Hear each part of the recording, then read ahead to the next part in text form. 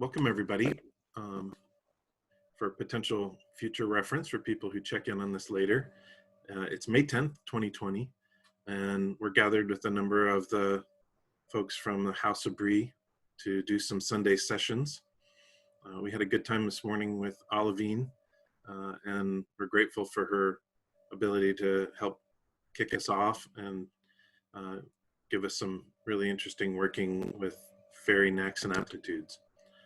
I'm up next, and I'm also doing a working that actually involves our Faery Contacts and Companions. So some of this may kind of build on a bit of the stuff that she did. We have some different approaches between she and I maybe to getting into space, but that's okay. And we're gonna finish our afternoon with a session expected to start about 3:30 with Orion. So thank you all for checking in for any and or all the sessions that you can attend.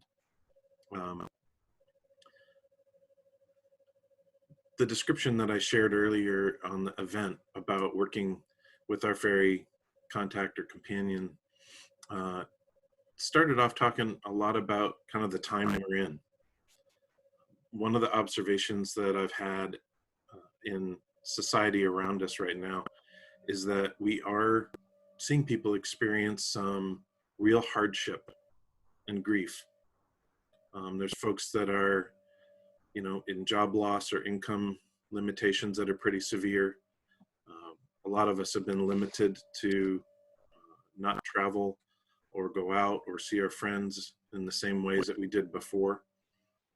And, there's some extreme examples too that are just really tough on folks, where we have relatives who may get sick or pass when our limitations on our movement and our presence can really be tearing.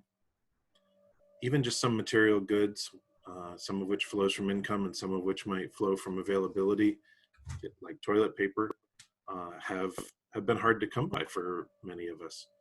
And even just the sense of normal security that we might have about our own homes at times has been a little challenged.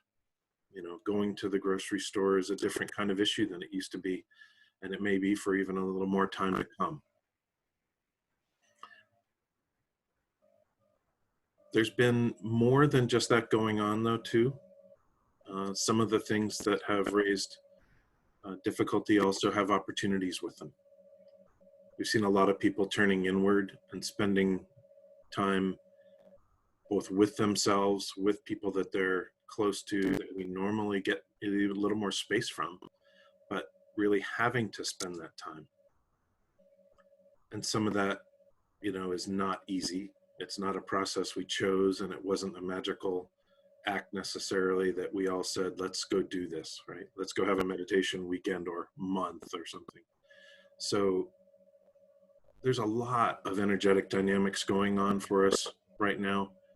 And the uncertainty at a societal level about how we come out of it has also been, I think, a big factor. Some of us are coping by checking in on the news a lot, and others trying to shut things out to just preserve some space for their own sense of sanity or self or stability. Some of these strategies really do play, though, to some of the things we've learned about in Seership as some challenges that we are trying to develop the skills to deal with very effectively. And while we're going to work with our Faery companions today in that, I wanted to at least let us note at the beginning some of the things that we have been taught in Seership training. If not, I'll be happy to spend a little bit of time on them, but I'm not going to spend a lot of time on them because they don't need more of our time and focus right now, but I want to set them as part of the context. Some of the early lessons in Seership that my group got included a description of things that were called the blinding binders. They're things that are not true that blind us to seeing ourselves more clearly. That's why they're called blinding binders. But it's worth going over them briefly so that we can touch base and prepare ourselves for working with the Fae and working as seers in greater society right now. One of them is that humanity is the only being with a soul, and that a lot of the things around us are likely to leech our energy off or try and steal that from us. It's just not true. Humanity is a part of a much larger creation. We're intentional, and other things are ensouled as well. And one of the reasons that it's a truth to some that we can help dispel with our own actions and our own clarity, I think has to do with the fact that we can cling to that, to a feeling like we're special. And we can be special without this kind of lie, right? Being a part of nature humanified, intended to be here, to connect with each other and to help in co-creation is damn special enough. The fact that we are intended to be here, even when we know things aren't going as well as we would hope, or maybe even very wrong at times, isn't a matter for not hoping or to deciding that other things are not of value to be in partnership with and to offer them the respect and the reciprocity that we want ourselves, I think. Another one is that humanity is inherently broken, either because we have some sort of free will or because the lessons of our behavior around us would tend to try and show us or teach us that we can't behave or that we don't know what the hell we're doing. Essentially, though, it's trying to embody the circumstances of choice into being more true than it is. Nothing around us is inherently broken. None of the beings that have been brought to this creation that we share this dance floor with are inherently broken. So part of our job is to see where that lie can be dispelled or ameliorated, because it drives so much of our behavior and our distrust, right? It's easy to distrust other people if we think we so fundamentally disagree with them that there's something wrong with them. And one of the hardest lessons of seership, and one of the ones that we need to renew on a regular basis, is how much that the reciprocity that's fundamental in being able to accept and offer back out is inherent in the process of growing into seership and being able to see the things around us, sometimes hardest other humans, with a clear eye toward what's arising in them and causing the things we're seeing, some of which we may disagree with fundamentally and need to take actions in the world to resist. But when we make it an inherent quality, we really tear down our own capacity for reciprocity and deny them the opportunity to do it with us too. Another one of the blinding binders is that the spirit world is demonic and out to get us. This one almost makes me laugh because most of the people I have run into in our community already work with the spirit world and know that the darkness of the underworld or the other of spirit is not defined in our experience by a worldview, whether it be religious or moralistic, that says that that's all a danger to us, that it's out to get us. But it can really cloud a lot of people's vision, including of what we do. So part of what we can be aware of in the existence of that blinding binder is that other people may not see us clearly, and how to be open to offering them solutions means we may need to know that they're going to have judgment and resistance to some of the ways that we would present normally to each other. Be able to try and find the ways to help show them in ways that they can understand and accept that our work with spirit is deeply grounded and sacred, rather than something that is a danger to them or humanity or their families or their loved ones. Because a lot of that is really based in fear. One of the big drivers of our own discontent and difficulties in behavior. One of the other blinding binders is that the original vision of the Creator is closed off to us. Right? That there's things about this that we cannot access, understand, or even more fundamentally participate in. But Seership is a process of partnership and co-creation. And the relationship that we have with the Fae, and that we can even ground in when that might feel like it's inaccessible to us for some reason, in the earth itself, means we have the avenues of connection. The pathways we walk in Seership, in witchcraft, in Druidism, and many other forms of spirituality are a way to both see and participate, learn to participate in the vision of creation. For us in Seership, that's understanding that the dreamer's vision is something that can arise and manifest, that we're a part of it, not separated from it, not closed off from it. And that's really kind of inevitable, right? We can feel frustrated about whether we see it or feel it or understand it. But underlying all this is we were created. The process that brought us here cannot really be separate from us. It didn't spit us out onto some barren land with nothing around us. We are inherently connected to and a part of all the nature around us. That's strengths and sometimes flaws that we bring. That's the places that we live, sometimes have beautiful vistas, sometimes are challenged with dense population, with traffic, with other things. But even in the big and small of it, there really isn't a way in which, as long as we walk here, we are actually disconnected from the things around us. In doing environmental law, I've learned a lot of deep lessons about how human health and the environment are intimately intertwined. They cannot be separated.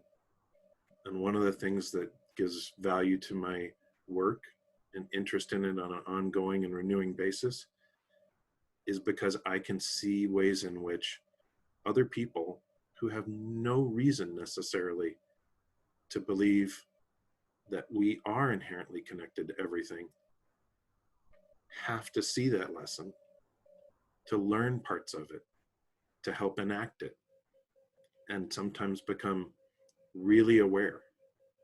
Sometimes it's from a somewhat individualistic perspective for their families, potentially, for other things that they feel like we need to do a better job with handling pollution or the quality of our environment. But even these small lessons can help, that people can know that we're not separate and we cannot be separated from the vision of the Creator. And that in fact, we are a part of enacting it on an ongoing basis. The stream of life that Orion talks about as so fundamental is one that we can't grab onto and make it stop and fix everything. It keeps going on. And it's good that it does, because sometimes we're more clever than we are wise. And the fact that it keeps going and we can keep going means we're a part of it, and we will always have the opportunity to continue to work on it, to reflect the lessons that we can learn and the skills that we have even better and better over time. But I'm heartened to see the ways, even very mundane ways, in which people learn that we are not separated from each other or from creation, or the ability to envision better things for the earth and for ourselves, and to try and take it more and more into account at deeper and larger and broader levels. We've struggled with that politically for a good part of my adult life, I don't expect the struggle to end. But if I didn't even see that, I would feel very differently. Seeing the fact that there are advocates, that people do wrestle with these issues, and that we can achieve things in society that help is heartening to me. And it's important for us all. There's a lot of ways in which Seership's going to affect all of our lives, not necessarily specifically the environment or the role that I have in it, of course. But there's lots of ways that we can show people connectedness. Sometimes that's music and art, the things that inspire us, the things that can reach between people, sometimes wordless and sometimes not. But friendship and touch and art and work, there's just so many ways in which we prove all the time the connectedness is fundamental. The last one actually is the one I started talking about anyway, at least that was in my early list of blinding binders, that humanity is separate from the natural world and has the right to dominate, use, and exploit it. We don't come with special rights, but we may come with some special nature, a capacity for partnership and for bridging the worlds. So one of the things we're going to move to here shortly is how that capacity for being able to bridge the worlds and being open to partnership with the Fae can deepen our own sense of connectedness and connection with the bringing the vision of creation into creation here. The other bits I'm going to touch base on before we move to working on it include that we learned about the dampers early on.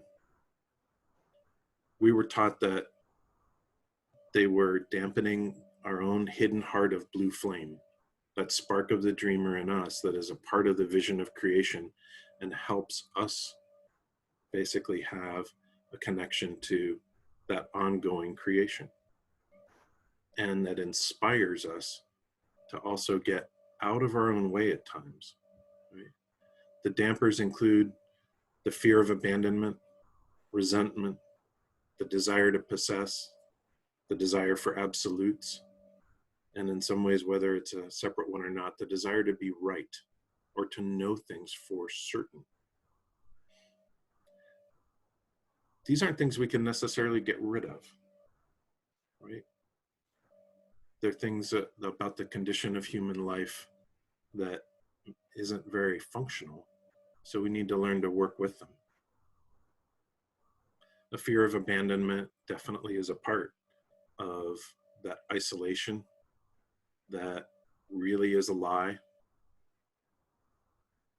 Resentment of the things that we might not have or that others may have, or the opportunities that seem to be easy or available to others, is definitely a factor in human experience, right? The desire to have things, right? To claim them, and the desire to be right, right? All of these are going to come up for all of us over and over again. But I think that we can, somebody's mentioning a high-pitched background noise. I'm not hearing it on my end, at least, so I'm not sure where it may be coming from, but I'm sorry about that. I've got my phone away from the computer and there's no other electronics running right next to it right now, so I apologize if there's any problem with the audio or the recording. So, if you can all still hear me clearly, at least, or try to, I'll see what I can do. Maybe it's quiet enough it's picking up my computer fan, yeah. Sorry about that, though, if it's transmitting it that much. I wanted to reflect briefly on the desire to be right, because it's one of the dampers that is really in clear sight right now and kind of raging around. Lots and lots of people, both the ones who say we we need to isolate at home. We need to wear our masks. We need to be responsible about our own influence on an effect on others. We need to help mitigate this for humanity. It's easy to feel like we are so right that people who are not making those same choices must just be wrong. It's also a desire for absolutes, right? We know the difference and we can see the lines. I'm certainly not going to peddle any theories here about those behaviors being unimportant, because I think they are personally. There are ways in which that we can help protect ourselves and each other. And hopefully we can learn enough about the COVID-19 virus that we can deal with it more constructively and safely if we give ourselves a little bit of time to learn about it. But those desires for absoluteness and to be right, we see playing out in a lot of the news of protests, of the resentment of orders to isolate, of lack of access to public places and facilities. And these are huge factors in terms of our experience of what's going on right now. Part of the upshot that we're going to move to, though, is that those are a part of creating the soul cage that we also learn about early in Seership. They're a condition where we can let the effects of the dampers take so much hold of us, take so much of our attention and time, that we start to lose the ability to be what we'll explore as in reciprocity with one another, to be able to hear and see one another as clearly as we're able, and to be able to engage with magic work and with the Fae, because we deny allowance of others when we set in a place so strongly that we know we're right and they're wrong, that we don't get past the things that we're seeing on the surface to try and find out what the cause is underneath, or to lead with the things that can be supportive of reciprocity and the relationship with the Fae and the skills that we want to develop to see clearly as seers, because we allow that stuff to get right in the way. And when the soul cage is built on or strengthened by the dampers, we're tending to only lock our own self away.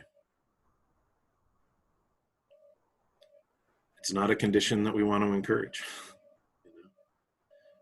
When we emphasize some of the false ideas of the blinding binders, or allow the dampers to run strong in us, we end up emphasizing in our interactions some false ideas about separation, ownership over other things that are their own beings with their own piece of creation in them, trying to play out.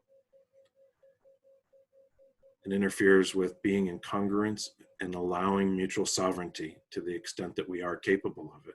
And we are capable of a lot of it. So as humans, we tend to give energy to these kinds of lies, and we tend to start believing that they are central to our life experience. So I want to give us a pause point to know that they do not have to be. They may always occur, but we can help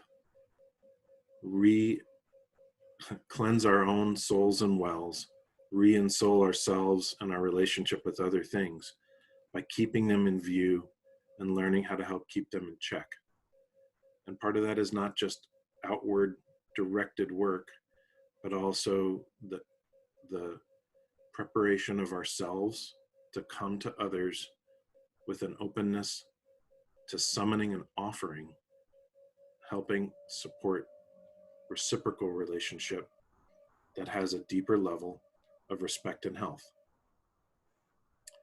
These are pretty broad words, so I'm hoping to bring it into a more concrete view for us too. The essential imbalances, though, I think we're familiar with when they happen. We tend to have worries or wounds that become a foil for a good bit of our lifetime at times. We identify them as a part of ourselves, and so it's really hard for them to heal because we keep opening them and looking at them and turning them over and over again. A lot of our doubts and fears are some long-term wounds that we foster rather than heal. So some of my approach to this workshop is bringing us back to, I think, what the early lessons of seership are, that we can see clearly enough to know if we're worrying on a wound too long, that what we have to learn from it has been of service, but that we need to let it heal as well. And we need to know that the vitality of life isn't associated with our experience of pain. We can start to separate those because sometimes we get to a point where either through distraction or through focus on trauma, it feels like life and its vitality arises from that pain. So we need to learn to avoid returning to it to feel like we're vital. That's not true vitality. So healing some of these and preparing ourselves for more congruent and reciprocal relationship with the Fae is an important thing to do. And sometimes at best we get to levels of kind of waves of peace or lack thereof with it. It's not a lesson that any of us can be expected to implement again in absolutes. Sometimes it's small ways that I see it when I look around too.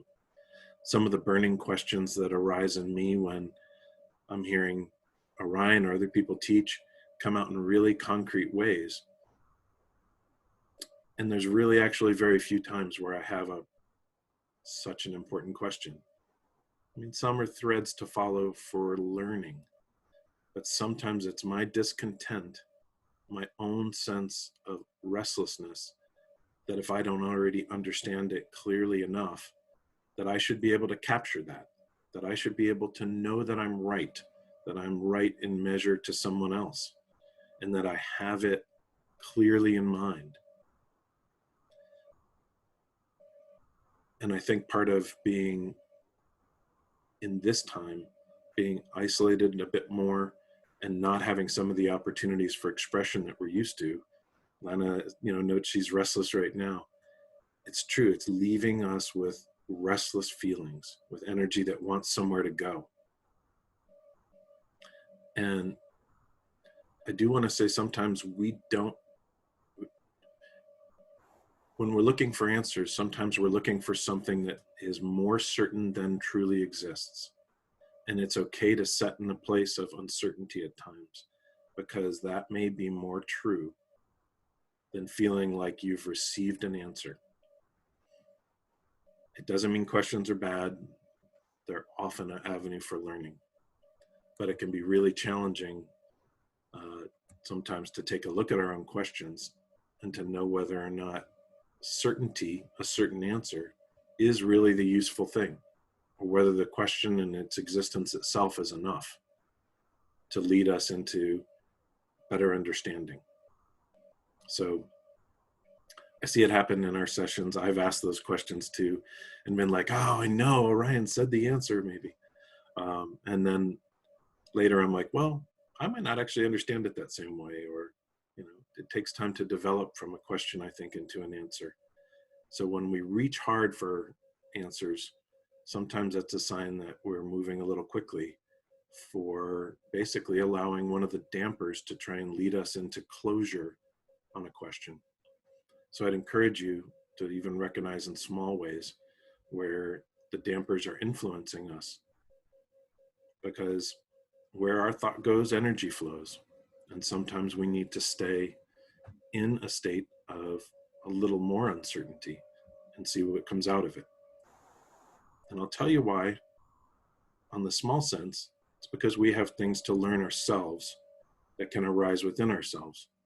And in the big sense, what I see going on now, and why I wanted to have a workshop that may help us prepare for dealing with this time or give us some more tools for it, is because this is fundamentally a time of making and remaking. There's going to be more things possible coming out of this than we can see and understand right now. There's more potential for our societies and our cultures, and at least us as individuals, to recognize our impact on ourselves, on our families, from being together so much or not. The time we spend together, we can see the value of in many different ways now, and the time we give to ourselves to spend what we think of as apart. The time that we get to spend in nature, which has been restricted for many of us because of the sheltering orders. We don't have easy access to it. And the ways in which our daily activities, like commuting to work, we're keeping the lights on at home a lot and running the AC because we can't go to work here. They all have an impact on the world around us, and we have an opportunity to learn about them more deeply.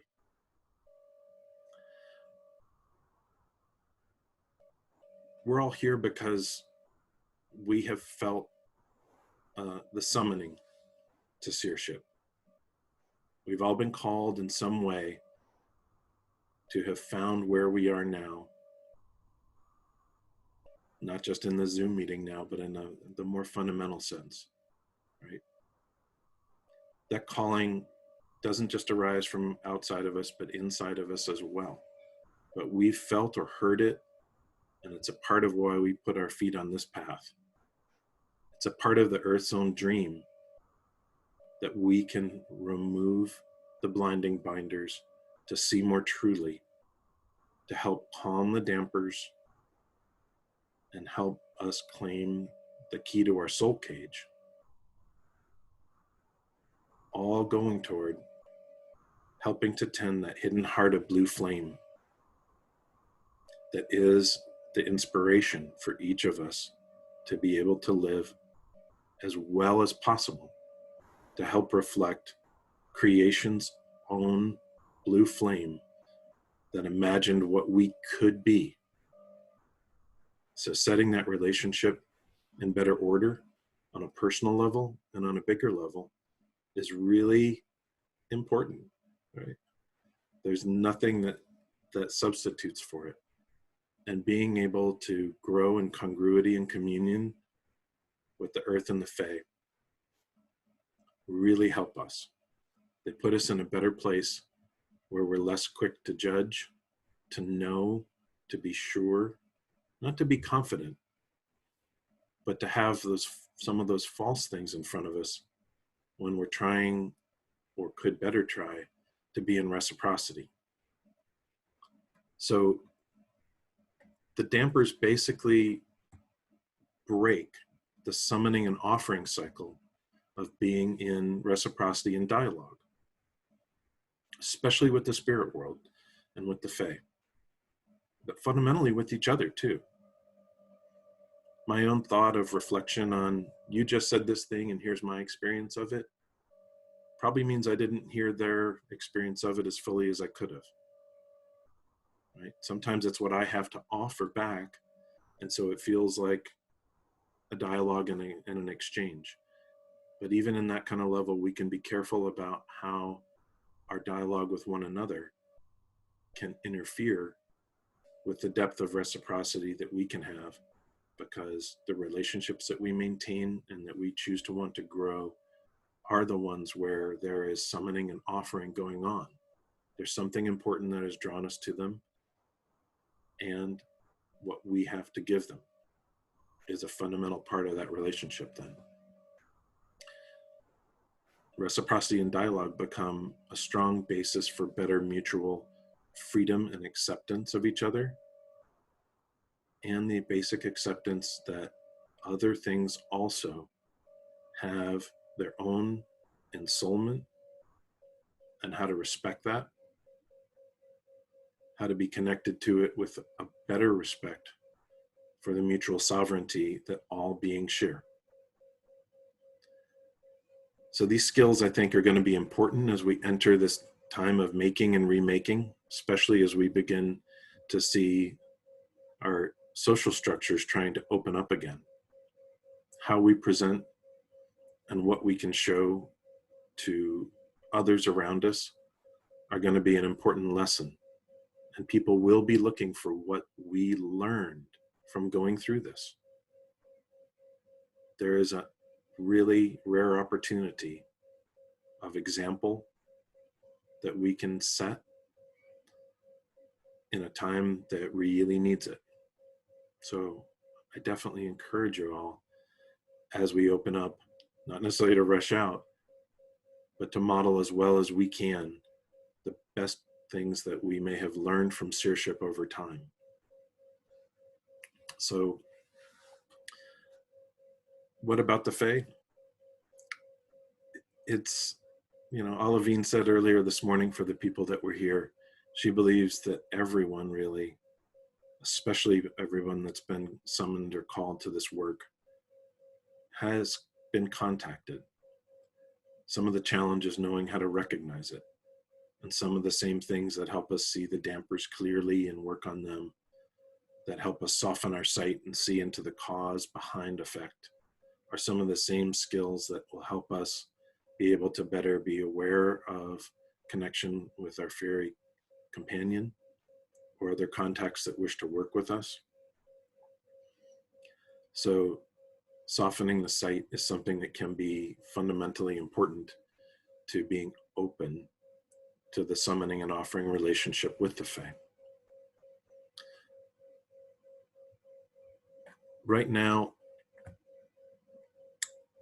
I want to make sure that we have at least a brief opportunity to talk about whether any of us are feeling challenges in connecting with feeling fairy contact too. So before I bring us into working, I did want to open up for a little bit of potential dialogue and get people's experience. So feel free to unmute yourself to let me know if you feel like you've got a great relationship with the Fae or a really challenged one, whether you're just not sure. Any aspect of that that may have brought you to wanting to even participate in the workshop today. I don't know where my fairy contact is. So I'm here. Help me. Do you feel like you haven't had contact, or just that it's hard to be in relationship with it right now, or feel it? Kind of perceive it? Well, it's definitely hard to be in relationship with anything other than drooling and, whatever right now. But as far as but I have Deborah's mentioned struggle, and so yeah, I struggle with like knowing. Yeah, I've never really seen my fairy contact. I've never had a that like a interaction where I felt like it was something that was real and outside of myself, if you know what I mean. Like, not me making shit up, not me doing wish fulfillment or whatever. So it's easy to be uncertain about whether or not you've imagined it, or Right. whether to know its reality. Yeah. I understand. And I think from what Deborah's saying, she's got a similar experience, at least in chat. She can certainly pop up live too if she wants. Anybody else?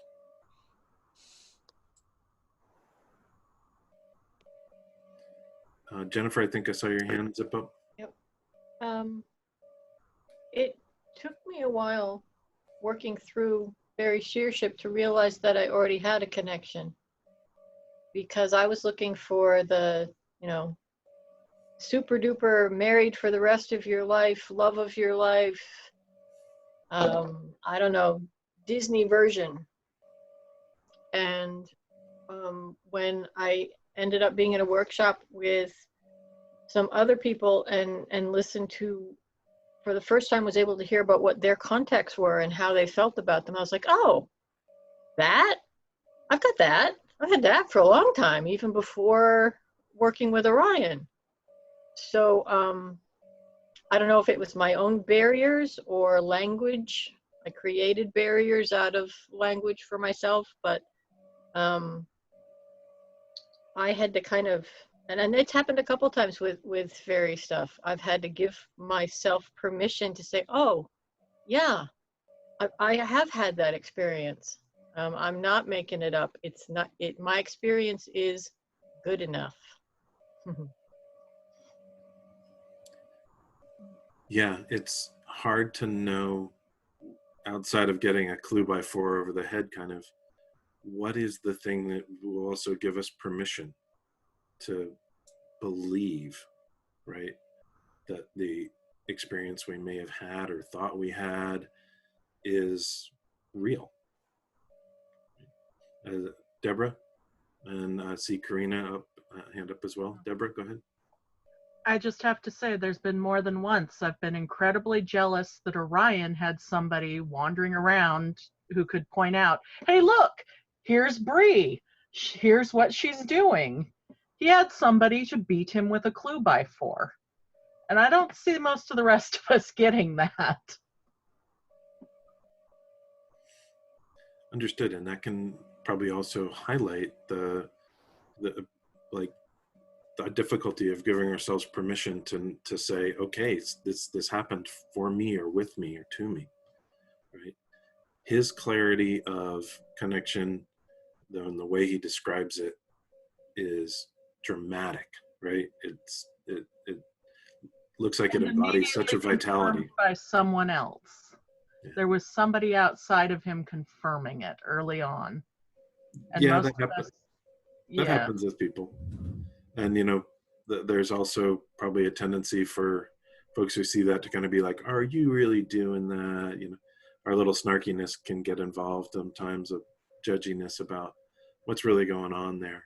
And we do that to ourselves, which is a part of the difficulty of coming to maybe having a settled feeling about it.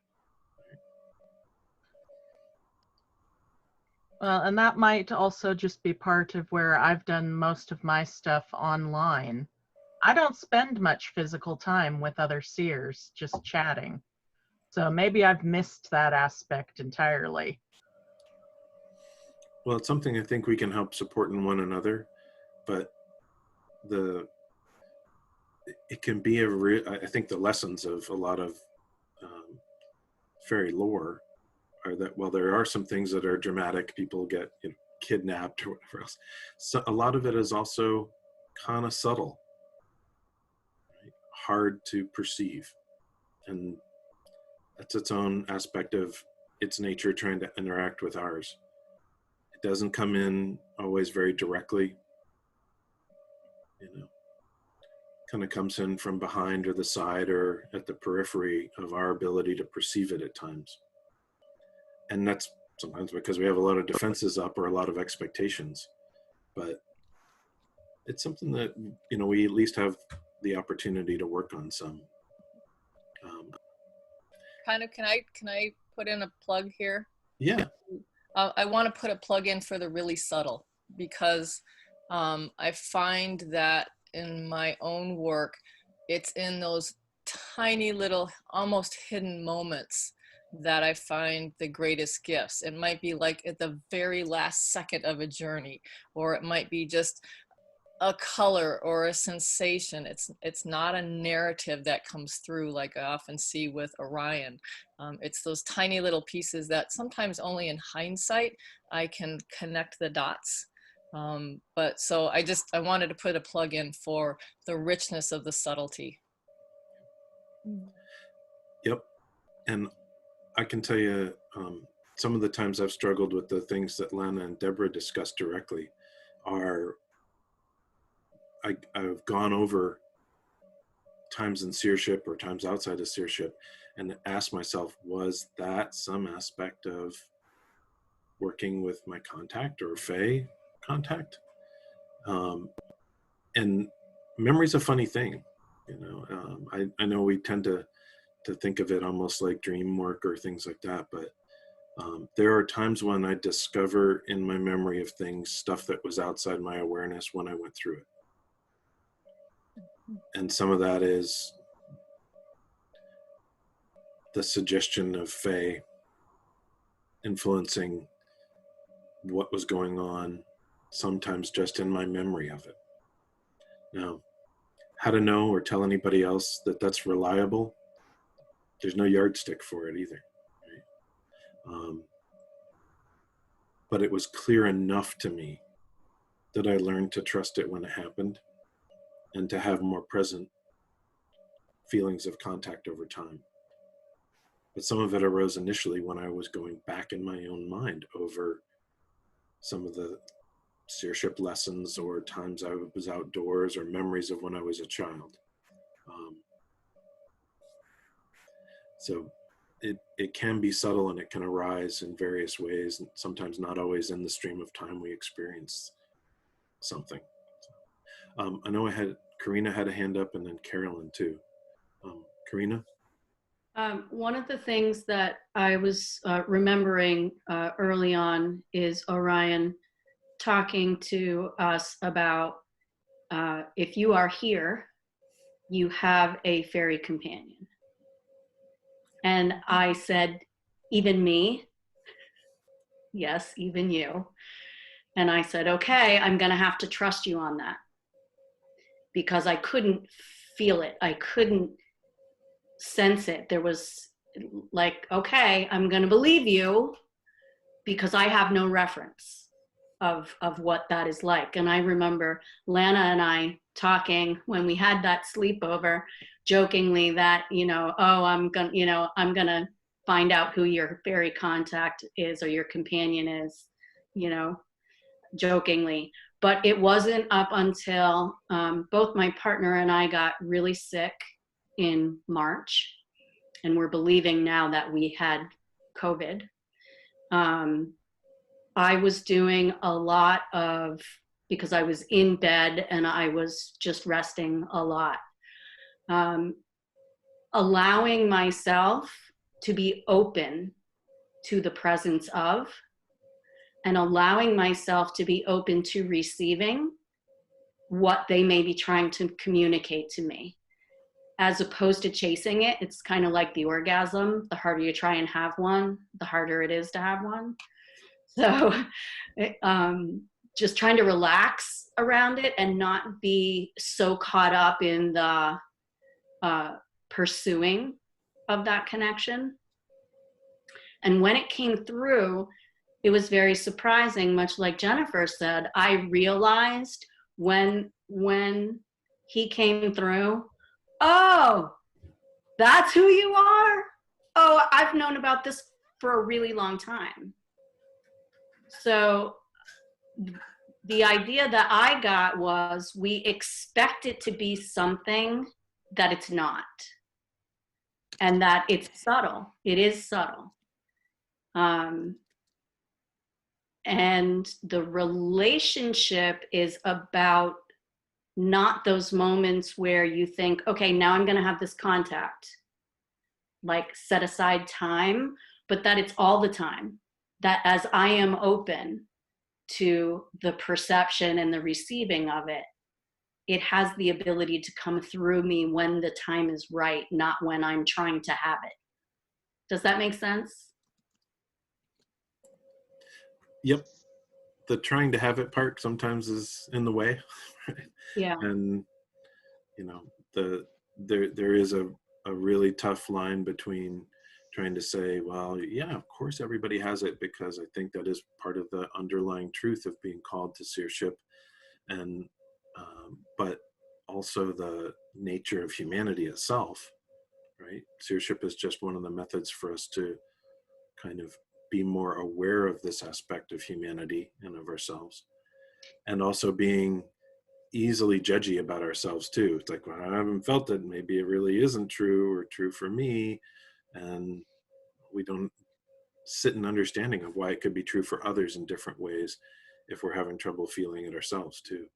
It's very easy to stay in that space of kind of, what the hell, how's this supposed to work anyway? there's one thing I wanted to add on to that. You know, back in my Christian days, I've been dancing my whole life, and it's sort of, when I dance is when I feel connected to spirit. It's when I feel connected to source. I feel like that is my gift. And so if I really need to work something out, it's an easy way for me to connect to spirit when I dance. And so I started to think about the previous class, about our knacks and our gifts. And I'm sort of connecting some dots right now, and I'm just throwing this out there as a curiosity, a wonderment. What if the way that we access our fairy contacts or our companions is through those gifts that we come into the world with? Like somebody may be an artist, or maybe a really good engineer by building things or knitting things or weaving things, that maybe that is a way, when we do the activity that allows us to connect to spirit, that maybe that is a road that we could use. Curiosity, maybe that's a way. I think you hit it. I think you hit it exactly. It's definitely one of the paths, right, to experience of the Fae, is the gifts that we may see more clearly, right, of, you know, dance or art or song or things like that, that lead us back or lead us into a state where we can be open to it. But it can be one of those paths where that connection finds its way in maybe a very physical manifestation.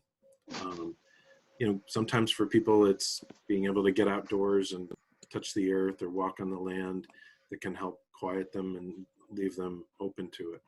It can be music, dance. Sometimes being in water is a strong one for some people because of the feeling of less weight and of the connectedness with all the movement around. So there's lots of those methods, and I encourage you all to think about kind of what might draw you to it if you're feeling challenged to have connection with the Fae. We are going to have a part of the working where it is going to at least to present an opportunity for that. So we'll see whether or not my clue by 4 works for you. I know, Cindy, you had said you'd been waiting to talk. I saw that in the chat. Did you want to? Oh, you're still muted, so I'm going to unmute you, I think, if I can. Oh, there you go. Yeah, I forgot to do that. Yeah. Well, I think several people said it, so I just wanted to corroborate, though, that for me, at least, the experience is that contact is super subtle. And so often, I mean, it's different for everyone, perhaps, but so often we are schooled to look for the big and the bright and the obvious. And at least for me, it hasn't been. And once I sort of relaxed into that, and also, like I think Karina was saying, really having the allowing instead of the expectation, I'm more apt to be able to trust what is there and to actually hear better. So, and it's obvious it's not always, I'll go in and out of that, but yeah, I just wanted to speak to the subtlety of the contact. Got it. I got Mo's hand up, and I see a note in the chat that Fern was trying to, I think, since it says host and there's only a couple of us and Lana answered her, that it must have been Fern as well. So Mo, can we go to you and then Fern? I don't usually talk on these because I don't like to hear myself speak.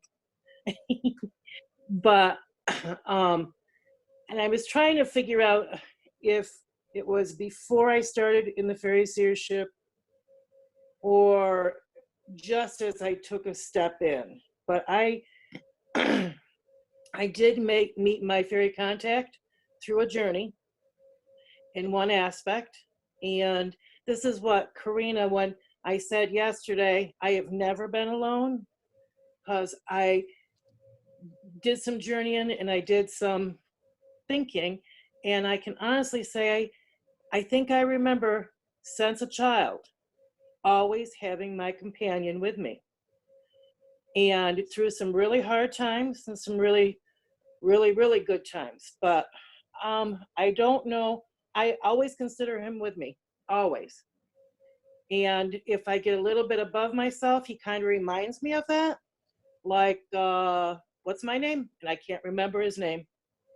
Not for anything. So I have a lot of respect for my companion, and he has like watching over when I get above myself, if that makes sense. Kind of brings me back to myself. And I have to say that through all of this, I'm very glad he's with me. And I'm glad he's with you so clearly too. And I'm glad to hear your voice. Thank you. Yours too. Thank you for doing that. Fern, did you want to go next? Yeah, just to say that I had what felt like a pretty strong and felt masculine as far as my contact for years. And then somewhere around the time of the building of the cairn here, I couldn't feel him anymore. And not since.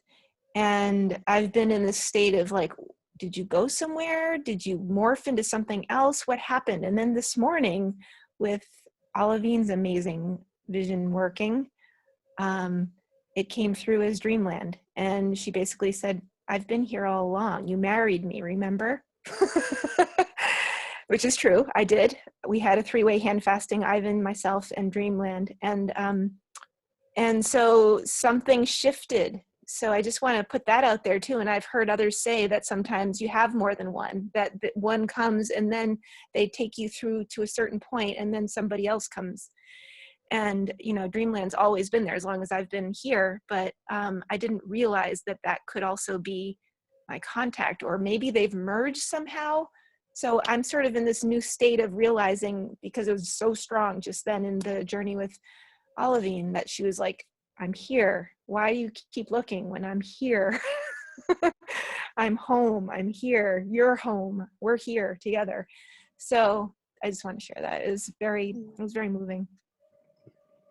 Can I interject? Fern, first of all, that was so beautiful. That just touched me so much, that this notion that I'm here all along, because I have the same feeling that whenever I've looked back as a child, I've always wanted to have something special. And I'm doing this because it's like I had some expectation of what I thought it should be or what I wanted it to be. And those expectations or limitations that I was placing on it myself was stopping me, was blinding me from seeing what was there all along.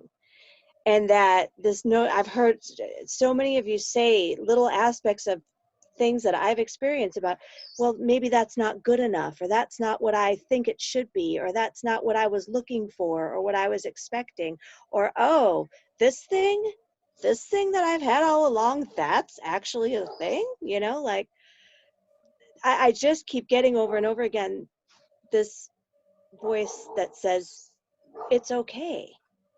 You think you're making it all up? Who cares? It's okay. So make it all up. It doesn't matter. My contact tells me over and over, it doesn't matter. You want me to be on a white horse? Boom, I'm on a white horse. Hey, how you like this? You want me to be like this? Hey, I'll be like that. Don't worry about you making it up, because I'm going to show up no matter what you do. And now I'm thinking about Carolyn's vision of the white horse, and for some reason, that Old Spice commercial came to mind with the guy in the white horse. And even worse, and maybe better for a lesson for this, that commercial was like, look at him, now look at me, now look at him, now look at me. He's not like me because I use Old Spice, right? So again, sometimes we're comparing these experiences and trying to say, where is it for me?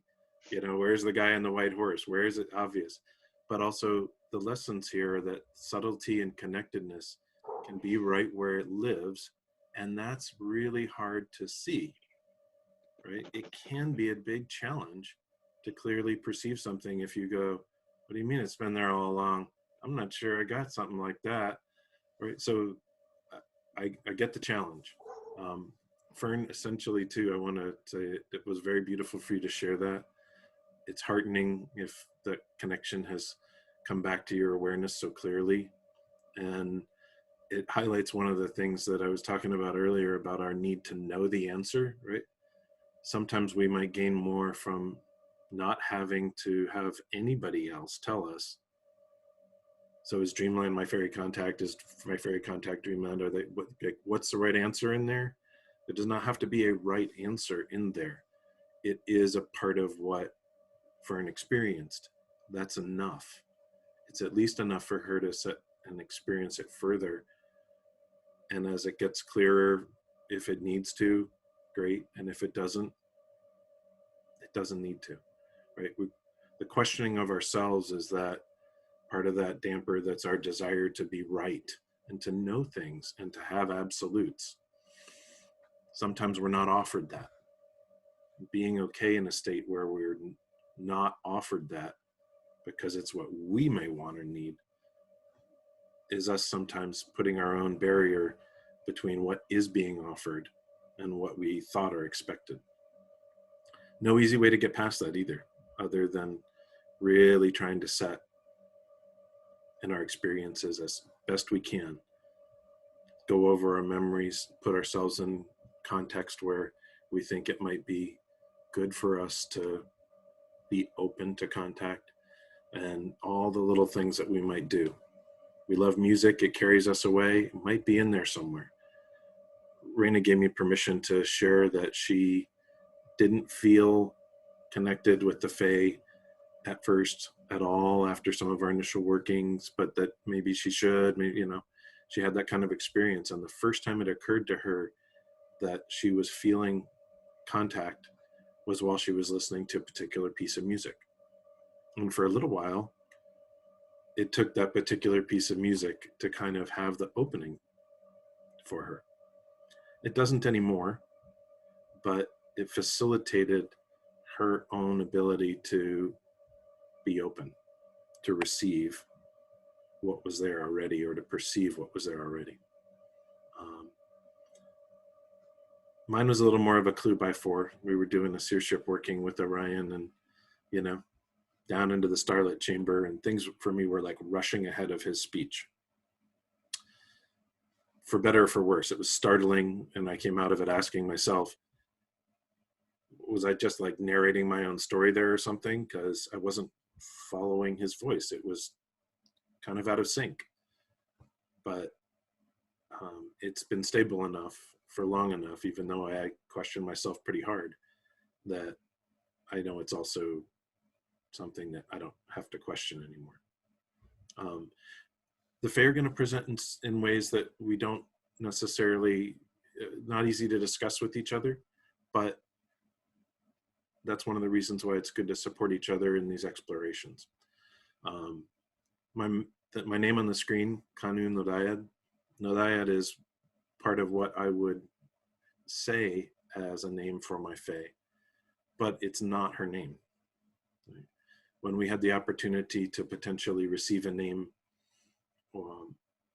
she sang a note in my ear. I can sing the note, right? And I do for her. But I also was like, that's going to be awkward as a name. Like that's not a way I can identify you to others necessarily.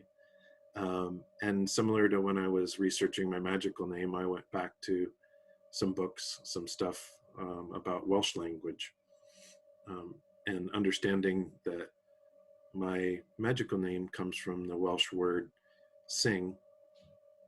I did a little hunting around and realized that Nodiad was the Welsh word for note. So it seemed to match what she was trying to offer me in a way that I could write down if I needed to sometimes. And so it's really a reflection, though, that the name itself isn't necessarily what you will bring out and how you will discuss or show it with others, if you have one at all.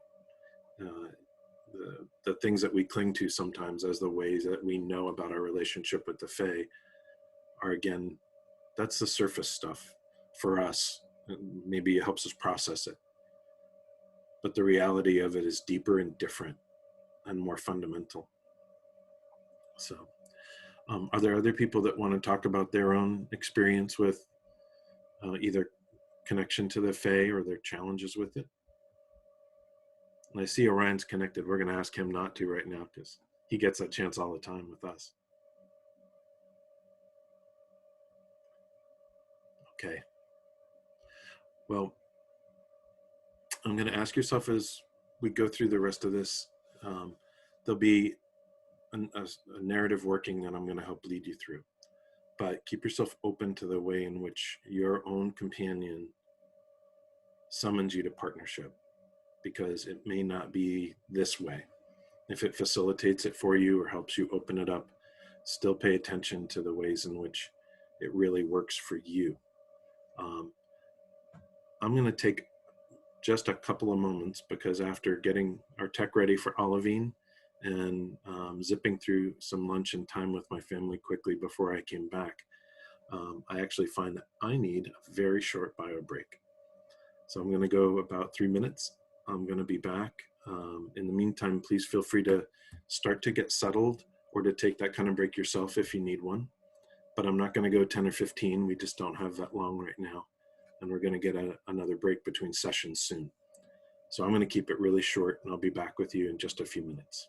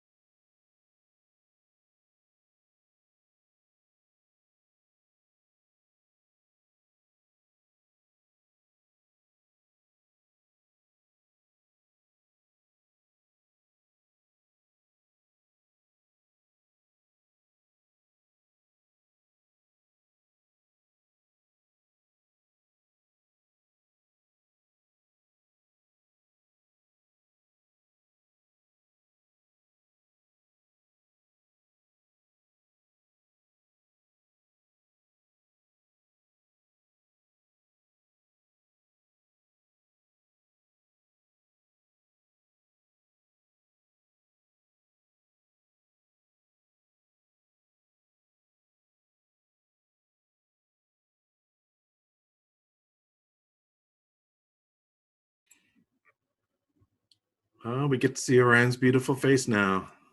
His camera's on. That's great. Got my mic on now too. Okay.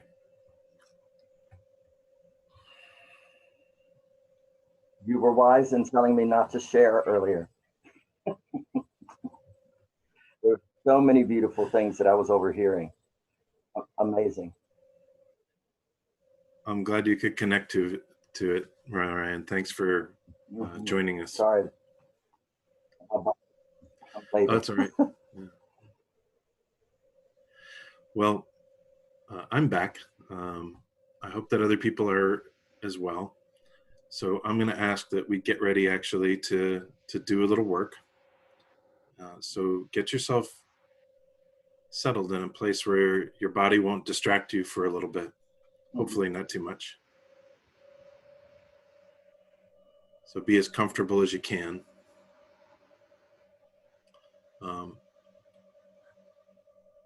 Ryan, I'm going to put you on mute for the moment. If there's anything urgent, of course, I think you can find the unmute button. If there's emergency breaks you need to pull on us.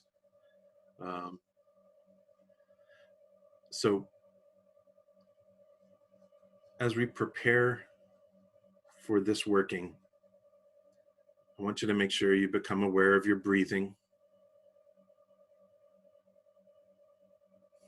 Make sure that you pay attention to the real basics here right now.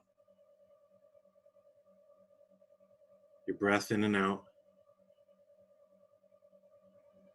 your heartbeat if you can feel it.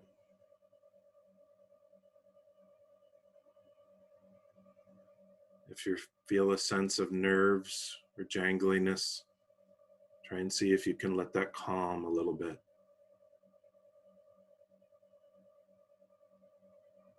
Connect to the rhythms of the body that you walk in as gentle a way as you can.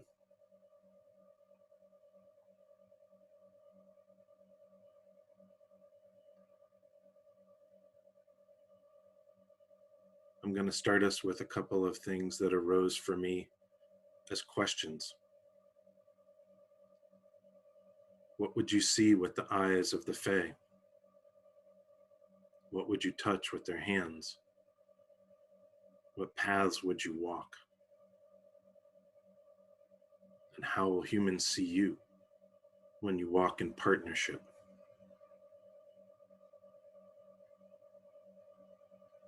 Let these things be brief directions to explore.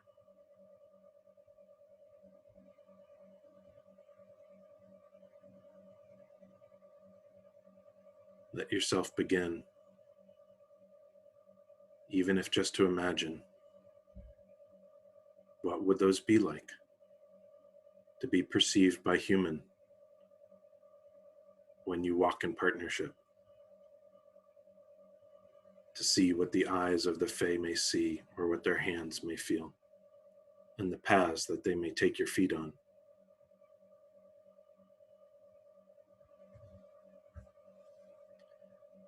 Gather your awareness again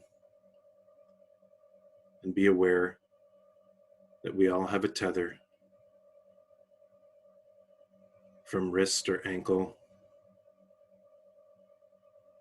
connecting us to the surface world and to the well. Our fate threads, helping ensure that we will come back to ourself.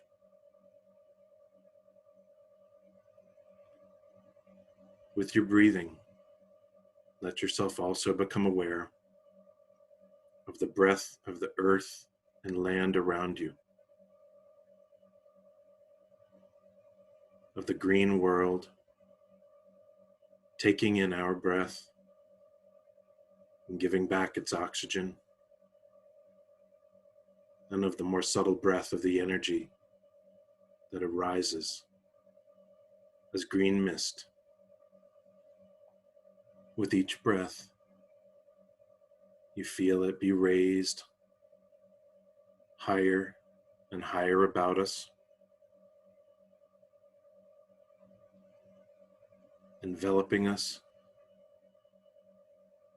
and starting to shift us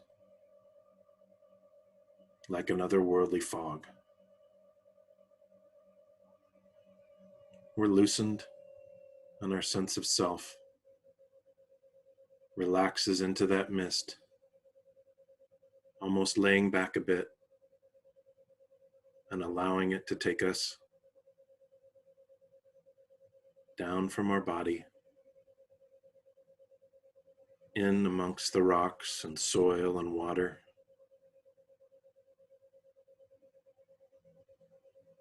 as we gently go deeper. The trees and grass above us start to fade.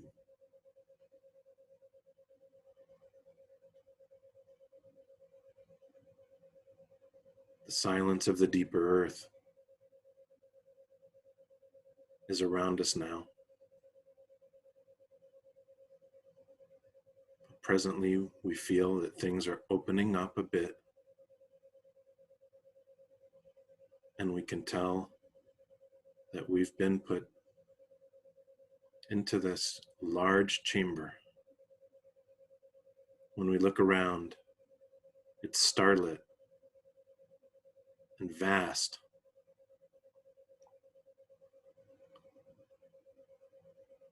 You can be aware of the presence of each of us here.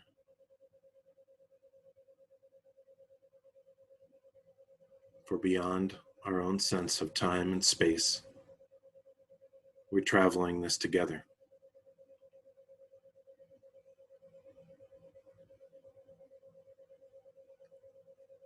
Become aware that some of the lights, almost on the far horizon of the chamber, look like they're getting closer, and they're beginning an approach.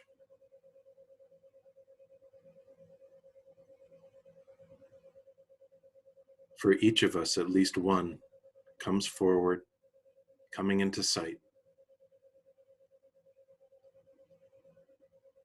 as our companion or a contact that may be open to new possibility.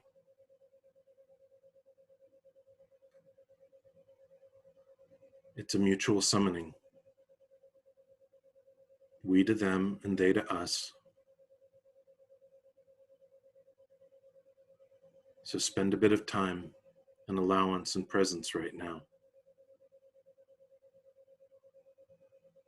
Even if you can't see something clearly, that presence may be at the edge of sight or hearing, a gentle touch.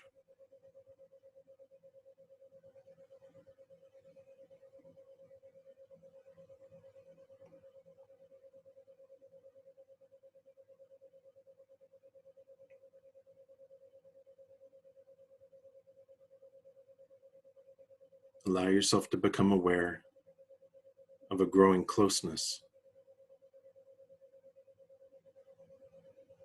that being can come into you. Your own hidden heart of blue flame responds and grows. The energy of you and this Fae together, energizing your body and your spirit.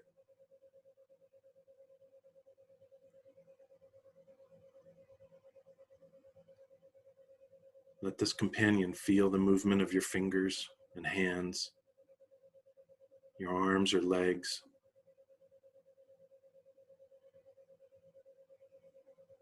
your heartbeat, and the buzz of your nervous system even.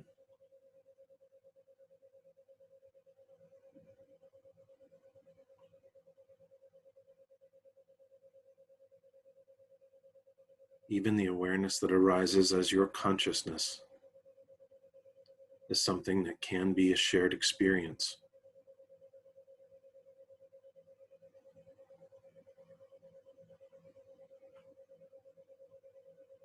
So take a few more moments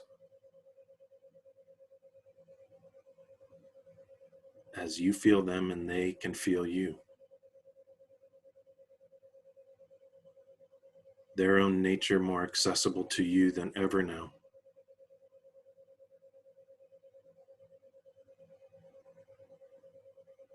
And give allowance to letting yourself feel them within you and you within them.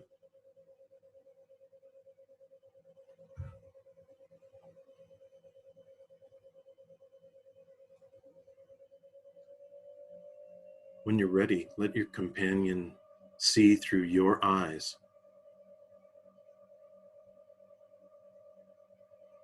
And look around at the others here gathered, each of us. See through your companion's eyes as well. Co-join seers and Fae. Maybe brighter than you expected. Maybe just looking very other.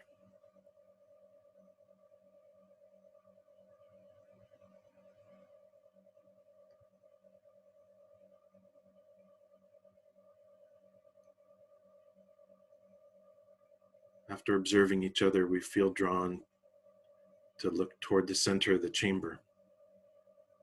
And there's a great upwelling of blue flame from a low circular crown of stone, rising from the floor of the chamber to far above. We gather around it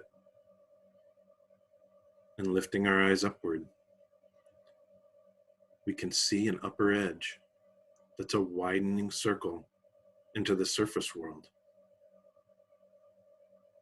And other seers or humans who have felt the summoning have found the thinning spot and are opening the well.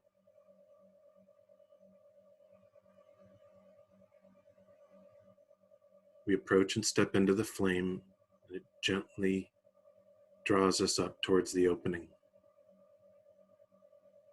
The humans at the surface dip their hands in the well and wash it over their heads, the shoulders and backs, raising it to their eyes. And as they do so, we can feel our companions and ourselves helping offer up the blue flame of the well, as has been done for us. Their faces soften, their muscles relax as they are cleansed in the dreams of all that has been and yet may be.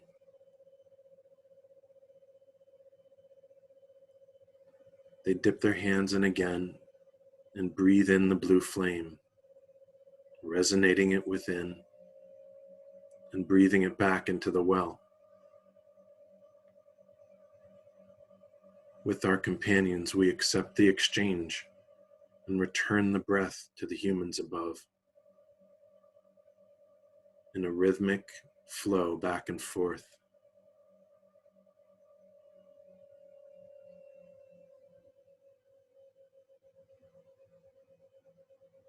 The blue flames and the rhythm together help open the well out upon the land above. And with it, we rise to help the humans draw it up and out.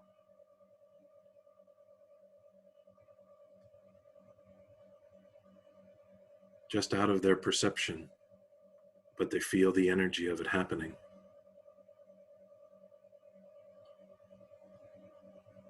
With our co-joined eyes, we can look around at the land and see the influence of the dampers like manifestations of hot energy.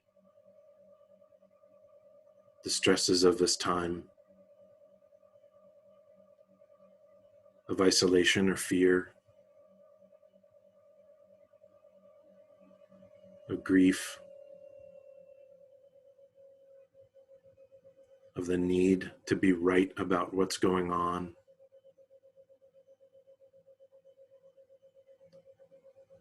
We can see it in some of the humans here and even far away. The dampers calling for attention and feeding on it.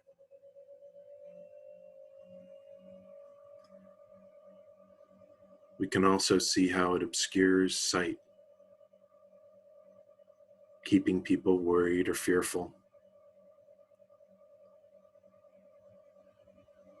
And with the humans around us and our co-joined eyes, we can see the ways in which it builds a soul cage, perhaps more clearly than even when we started this work and learned about working with our own. We can also see the heart of blue flame in each of the humans gathered at the well. And so we turn and offer some blue flame toward their heart centers.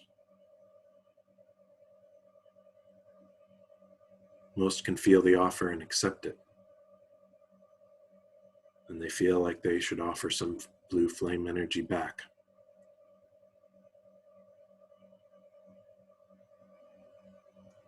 They feel the communion of the open well and the blue flame helping wash and cool the land and their own selves. and they can gently feel us reach out to help wash their brows, eyes, shoulders and arms, backs and legs and feet with the blue flame of the well again, helping calm the hot energy of their dampers a bit.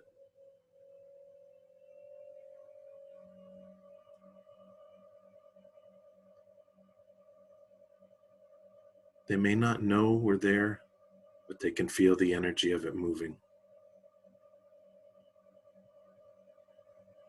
And with them, we gather around the well and do some circulating breaths, helping draw up the fountain of flame through their bodies to crown them, and then drawing down the waterfall of light to pool at their feet. After a few, we help them draw it into their heart, resonating it until it bursts outward. They can start to see the energies around them, more keenly aware, and their soul cages have softened a bit.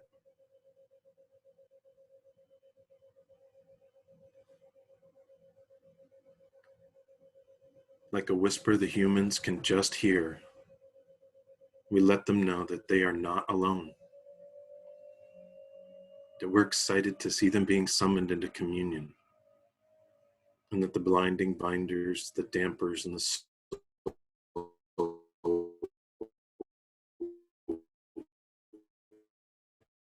cade of blood and the green mist, that they will find guidance from others that have walked the paths of the ancestors, of the plants and animals, of the stones, of the trees, and of the undercountry, and that they will walk the paths of themselves into being.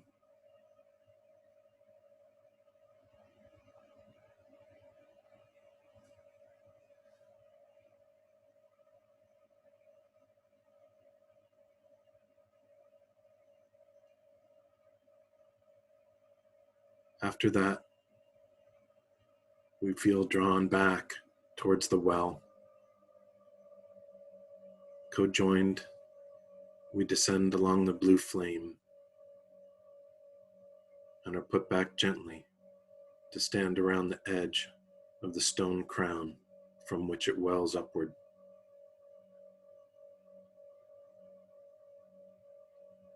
We do some final circulating breaths here, bridging the worlds to bless the crown of the underworld with starlight. And the chamber brightens.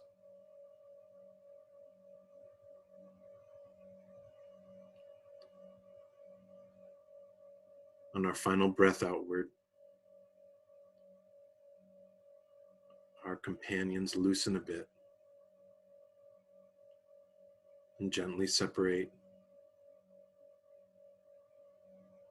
giving a look, nod, a whisper, or maybe a kiss or a touch as they begin to recede into the more distant lights of the chamber.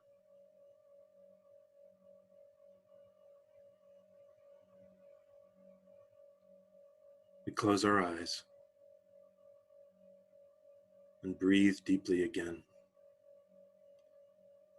aware that our bodies are still breathing the green mist far above.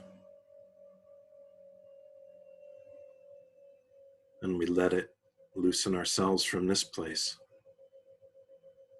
Let the mist draw us up from the chamber, past rocks and through soil and water, till we can become aware of the roots of plants. Through them, back toward the surface, past the grasses and into the arms of the trees around us.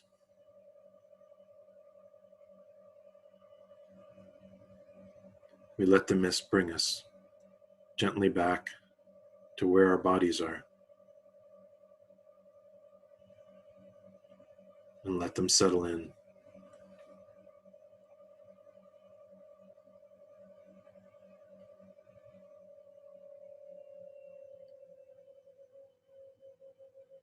Be aware, if you can, too, of the tether still at your wrist or ankle. Should you feel floating or still away,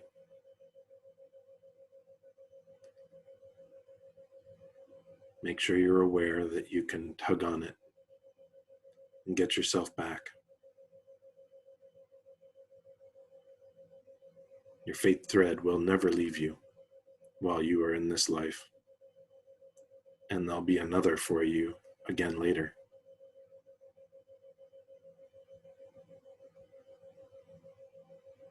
So let yourself come home. Settle in again to your body. Let you feel its own breathing, your own arms and legs, toes and fingers. When you feel like you may be ready, you can stretch, open your eyes.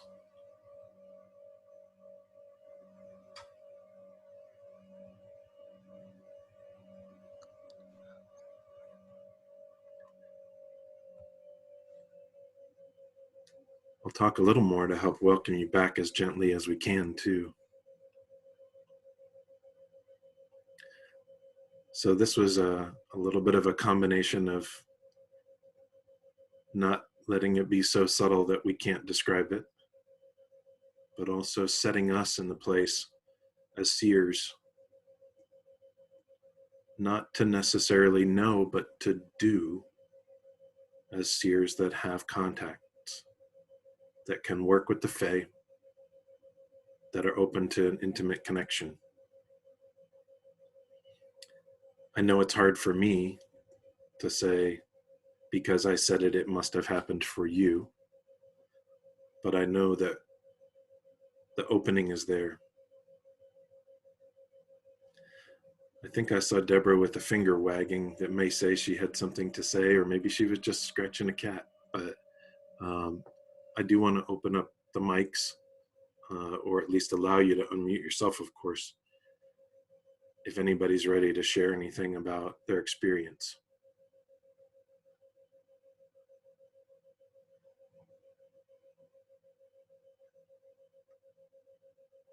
Or maybe not. Yeah. My intention was to help set you in a place, though, where it wasn't a question of whether there could be contact and communion with the Fae, and to even put us in the position as seers of knowing that we are participating in an exchange with others that we went through ourselves. We could see it from the other side because we have been there. So, Carolyn, you came off of mute. I came out with a question, and it's one of those funny things where, I don't know, how do our companions breathe? Do they breathe like us? When we were doing our circulating breaths, I turned and looked at mine and was like, wait, do you breathe starlight down? And it was like I got this funny look, like, I ain't gonna tell you. You just gotta figure it out. I don't expect an answer now because I know better than to expect answers anymore. But that's what I left with was, wow, when we breathe starlight, and I don't question that they can breathe the blue flame because they live in it, they're of it. But the starlight, like, is that something that we give them? Or can they get that without us? That's just, I'm curious now. It's a great question. I can tell you the experience I have of what an answer is they can do it with us and through us, in the sense of being intimately aware of breathing like we do, right? And they can, it isn't that starlight is like iron to them or something that's no. foreboding or a harm, right? So I don't think that it's necessarily something I understand in a great answer about how they breathe. So maybe that's follow that thread, as Orion might like to say. If it's important to you, I feel energetic movement in them that can be like breathing, but I don't know that they would identify it as breathing. Yeah. The only answer I got from them was, I just got to keep breathing and I'll figure it out. Like me. You just keep breathing. You'll work it out. But I just wanted to pose the question in case anybody else, I don't know, knew anything. Yep. Well, if anybody else has observations about that, please do feel free to chime in. I saw Caradwin come up with mute too. Yeah, hi. If you would like to share or ask or anything. Sure. So this was primarily for me just very, very intensely emotional experience, and I may have get emotional talking about it. I went into this incredibly deep grief, grief for the natural world, grief for just grief. And the images.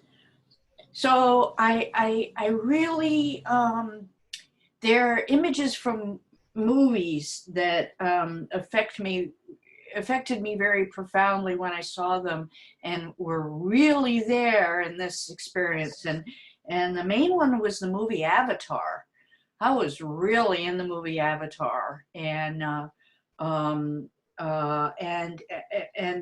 also I just recently saw the Michael Moore movie Planet of the Humans, which is really intense. Don't go into it thinking it's light, because it's not. All right, it's really not. It's really intense, and just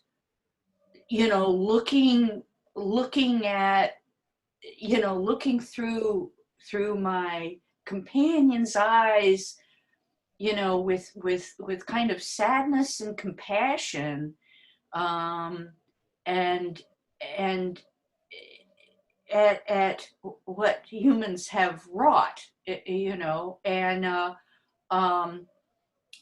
then being in that place of just this exquisite beauty of the world of the the home tree and Avatar and the blue people, and all of that, and being and this kind of reaching out from that, the magic and the beauty and the heart and the wholeness of that land and that movie, which I know is related to the Amazon, the rainforest. The film director was profoundly affected by that, which was very much featured in the Planet of the Human. It's kind of reaching from that beauty, love, and wholeness to, and then there were just the images. The soul cages for me were these factories and these pieces of equipment that were destroying forests, and the people sitting in that machinery, or the people who have sought employment in those factories out of necessity and this kind of calling to their hearts. So I and then there were also just associations with that song, that old Celtic song, Bonnie Portmore, about the forest in Ireland. Do you guys all know that? That was taken down by the British in order to use the trees to make their armada, their warships, the naval power. And there's this beautiful, beautiful song, Bonnie Portmore, this Deep Grieving for that. And then there was also this song about, I know I'll be able to find it somewhere on my computer, but Myrthin, and you know, it's an old pagan folk song, that's just this green man in the wood, it's a very romantic, even sexual song, and anyway, so that's what I'm. So there was a lot. The blue flame is kind of new to me. I'm still kind of trying to figure out what to do with that, how to be with that. But yeah, I mean, just mostly, like I said, it was just it was very cleansing emotionally. I was able to grieve in a very cleansing way, and that felt really, really good. So thank you. Thanks. It raises a couple of observations, I think, for me. One is, well, we didn't talk about it ahead of time.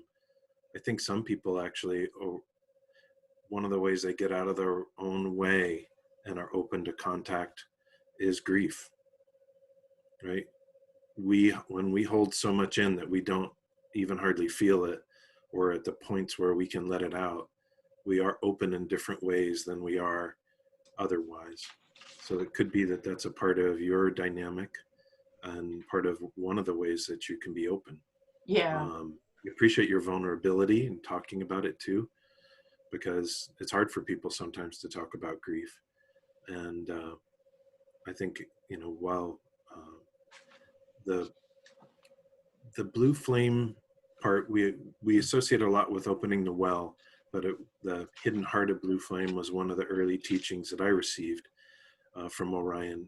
And the way I understand it is it's that spark of the dreamer and of my dream walker kind of in me, the thing that from which arises the original vision, not necessarily of the universe, but of what is possible for me. So it's not a set plan. It's that ability to imagine and to create and to grow into the things that the earth knew were possibly me. So that's the way I relate to that image of the blue flame that resides in us. Yeah. Other folks? I know, Karina, you had a hand up, so if you want to come off mute. That was a very powerful working. I have an echo. So in my sound. It's very distracting. I can hear you, but I'll mute in case it's me. So that worked. The merging of the Faery Contacts companions with us was it was very beautiful and somewhat unsettling at the same time. And my companion just kept telling me to relax and allow. And I remember looking through the chamber and seeing these glowing beings of all of us merged with our companions in this beautiful, beautiful light that just cast onto the walls of the chamber, lighting it up. It was the most gorgeous thing to see all of you with your companions merged. I'm moved emotionally. But when we started to ascend, I felt like we were hovering on top of the blue flame, that the blue flame was what was rising us up. And as I looked up, the people were covered with a veil over their faces, over their eyes. And what I perceived was this cancer that was on the land. And I could see it sort of like a like a low rolling fog, just moving across the land, sort of this cancer that is fed by our thoughts, our beliefs, the way that we very casually walk on the earth as a species, as humanity, and saw that the act of opening the well and the exchange of the breath and the blue flame, as you started to say, was cooling the land, and how it's happening, but we have so much more work to do with that. And then the spark, the blue flame in the hearts, how it was really full and vibrant in some hearts, and very, very small, almost not noticeable in others. And how that as we were breathing and helping to lift that flame up, I could see that glow in the hearts of the people start like a pulse, this beautiful pulse. And that as the exchange happened, I was thinking about myself being up here, breathing into the well, and that they're in the underworld doing what we were doing combined. And it gave me a different perspective about just me as a seer, and how I approach the well, the state of being that I'm in when I approach the well. Who am I being when I'm approaching the well? And who am I being when I'm walking the earth? Am I contributing to that cancer that's spreading, or am I contributing to the cooling of the land? Am I helping to quench or release those dampers, or am I contributing to it? And then just feeling the separation of specifically my companion, that there was this sense of longing, almost like, oh, please don't go. I was hesitant for the joining, and then when it came time for the separation, I wanted just a little bit more time, just a little bit longer. Yeah, so I'm not quite sure, you know, the veil, if in addition to the significance of having something that, you know, what blinds us, the binding blinders that, you know, up for all of humanity, you know, that veil, if there's something else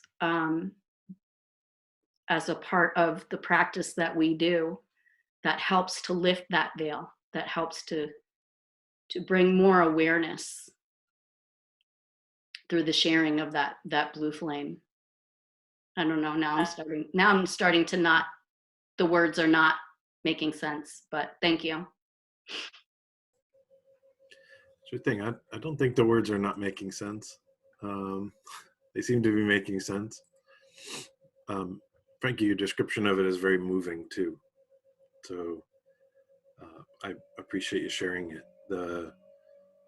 And certainly the being able to bring into awareness again things like the blinding binders and the dampers can help us with our own, the things that obscure our own sight and our own ability to get beyond just seeing the effects of stuff in the world to the causes, to seeing that in each other as well. You know, we do have a role in being able to help clear one another's sight and see clearly, but it's maybe not all of us all the time, right? It may be more particular for some of us that we serve others in that way. You know, what the veil is made up of probably differs for people, whether it is fundamentally connected to the lies that we've told ourselves so that we can't see the truth, that we're abandoned or isolated, that other people have things that we want and we need over being in good reciprocal relationship with them. you know, or our desire to be right and that they're wrong, you know, those things all can be a part of that veil of seeing things clearly and truly. And it And the just dampers reify it. it's also the lies that we tell each other. Yep. Yep. So, you know, this kind of work can help us be aware of it enough to mitigate that, to help clear the veil or clear our sight. But that was super moving. I'm humbled. I know we're getting close to 3. Fern, if we have a couple of minutes and somebody else wants to speak, is that okay? I think she nodded yes and then no, like yes, but okay. We won't take too long though, because I know we've got other stuff to get onto. That was the full yes. I saw a yes to this. So is there anybody else who wants to either share about their experiences or ask questions?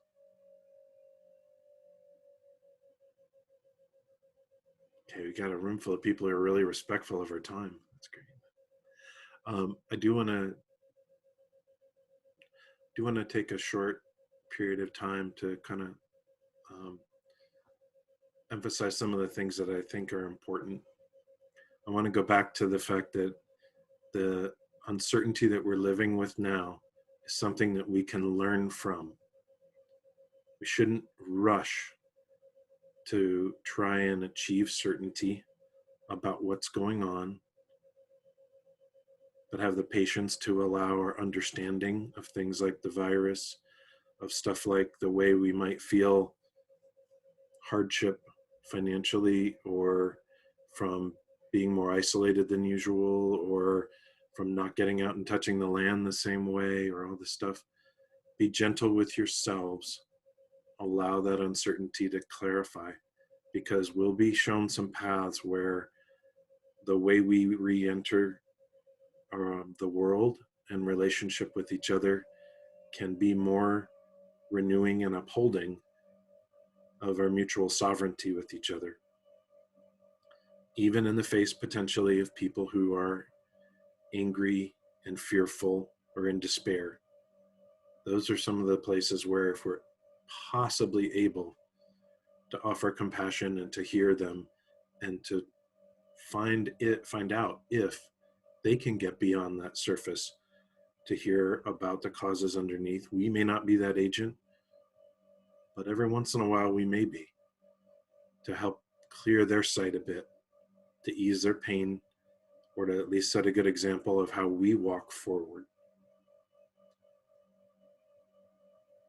I reiterated the process of summoning and offering a lot early on in this, because I wanted you to get familiar with that sense then of where resistance arises. When we're called back to be present with friends and family more, to be back in the workplace, to tend the land, to do whatever, the parenting that we're doing and everything else, it's a call to try and be as open as possible to making sure we don't put impediments into that interaction.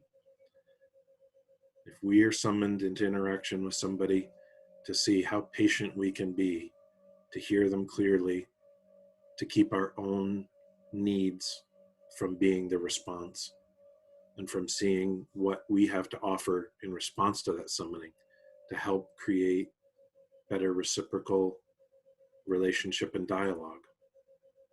And fundamentally, I think my experience with the Fae helps me do that. In my joining with the Fae and interaction, I have to put down knowing for certain things like, what's your real name? Where do you come from? You know, do you look like somebody I know or grew up with or not? In the sense of, are you like me? Well, no, but that's okay. It's a part of a kind of fundamental lesson of how we can be okay and not challenged in ourselves, even in allowance of others. I know that a lot of us are also activists. It takes our effort in this world to make it a better place. So I'll tell you, I'm not asking you to put down a shovel or a shield to help make sure that you are protected, that your loved ones are safe, and that we aren't building a better place, but that we won't win over dampers and blinders with a sword. You can't cut it off of people. It has to be done in a gentle embrace. Well, maybe not an embrace for some of them, with a very gentle approach.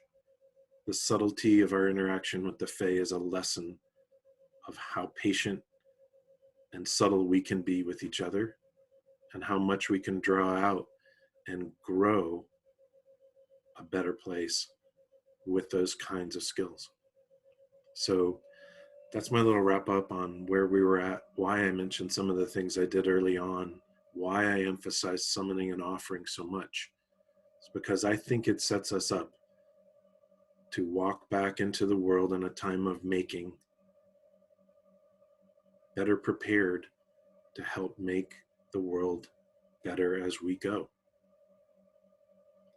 So I want to thank you all for taking the time to be here today to help support Orion and Fern in hosting these kinds of things. So my best to you all going forward. It's great to see your shining faces, old and new. I think there's only a couple of people I haven't actually seen on a screen or in person before, but it's wonderful to get a chance to have you here and to be in at least this form of communion with you.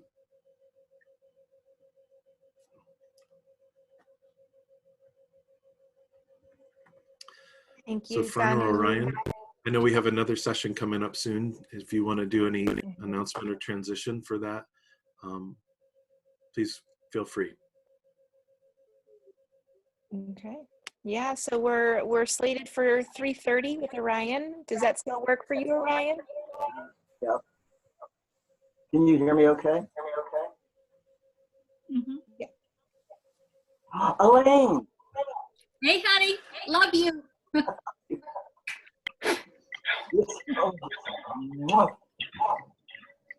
Y'all, I'm sort of speechless, which is a sign of protective coming or something.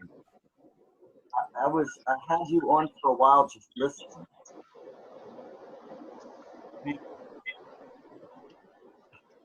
I don't know, I'm sort of in tears a lot right now, because what I heard was an integration of the material at a level that I am so proud. I am so proud right now. I can hardly even speak. The questions, I turned you on. That sounded interesting. I turned you on right as I woke up because I overslept. I've been dealing with a little bit of fatigue. And the genuineness in the discussion about the contacts was so damn moving. Guinevere was so damn moving. The reason it was moving, it wasn't contaminated with ego. You see, when I hear people talk about spirit contacts and otherworldly being contacts, often what I hear is retrofitting into what they think people want to hear, or force-fitting into what we want to see. But I've watched you drop yourselves into the delicious but uncomfortable unknowing, and to the holy alienness of these beings, to let them be what they are. Let them show you how they are, the power of approach, as I call it. Dismissing the names that we call things, dismissing the nomenclature that we bind things to, but instead giving the breathing room for them to be who and what they are. There's a journey into genuineness that is so profound that takes you to that place. There's a removal of threads of illusion and bars of the soul cage that had to happen in order for that authentic dialogue to happen. And then I hear Canu bringing up a teaching that I rarely hear people mention. And I've waited for some time to hear when it would revisit. the blinding binders. I have a list of things I could say, but that's probably not, mostly because there is a great power when you're not allowed to participate, when you've been teaching for all these years. And instead, you're struck to go still, to go silent, which is the topic of my workshop. And listen, and witness, and observe. The hardest thing about doing that was to resist the desire to jump in and go, excuse my language, everyone, fuck yes! Because you were crossing through areas of consciousness that humans have difficulty with. We always want to think, we always want to do, when what's required of us is simply being and feeling. And right now I'm almost speechless. I was so moved. I was sitting here writing lists of things, and all I can say is this, and I pray all of you experience this in your lives. It is so moving when you're an instructor, a teacher, a guide, whatever you want to call this, a coach, and then you sit back and allow yourself to be a student to your students.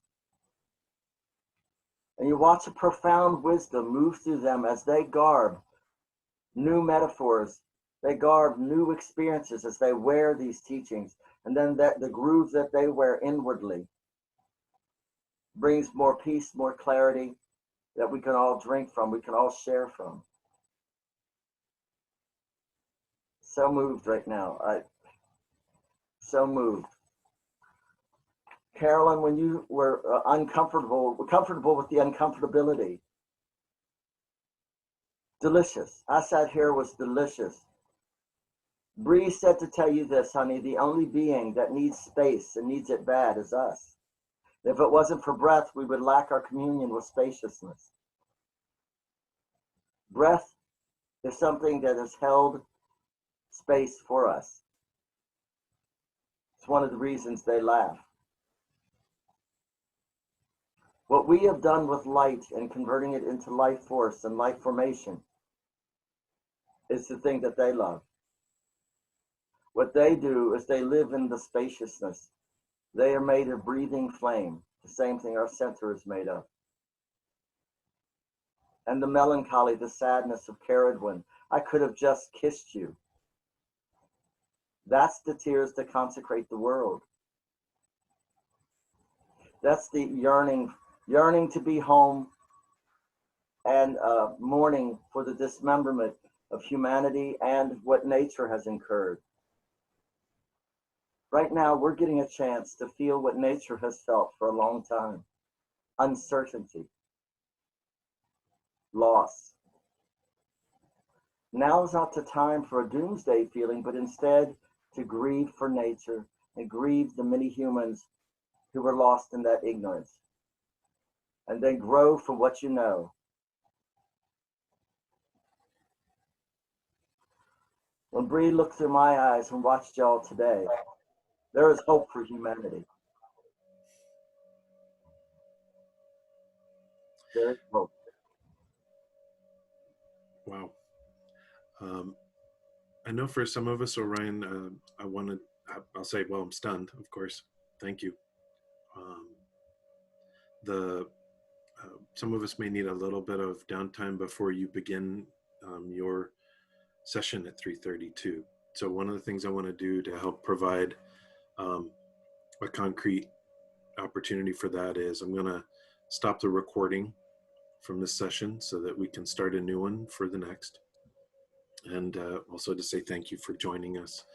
But maybe even more so, thank you for all of the people who joined to try and follow maybe what I had to say or where I might lead us today. I'm thankful and I'm also hopeful.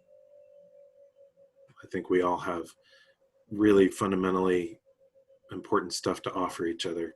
So I look forward to the time when I can be a participant in y'all's workshops.